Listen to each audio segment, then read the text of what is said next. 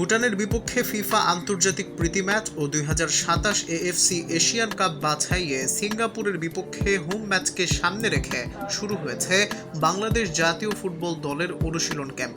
30 মে শুক্রবার 2025 তারিখে রাজধানীর ইন্টারকন্টিনেন্টাল হোটেলে জাতীয় দলের ম্যানেজার আমির খানের কাছে রিপোর্ট করেছেন 26 সদস্যের দলে ডাক পাওয়া 24 জন ফুটবলার।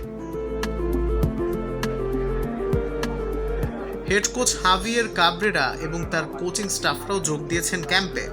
আগামীকাল শনিবার বিকাল 5টায় ঢাকার বঙ্গবন্ধু জাতীয় স্টেডিয়ামে প্রথম অনুশীলনে নামবে লাল সবুজের দল।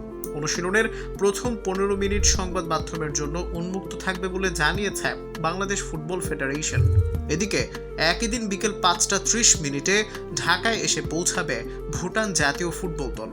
প্রীতি ম্যাচ ও বাছাই পর্ব সামনে রেখে দুই দলের প্রস্তুতি চলবে ঢাকায়।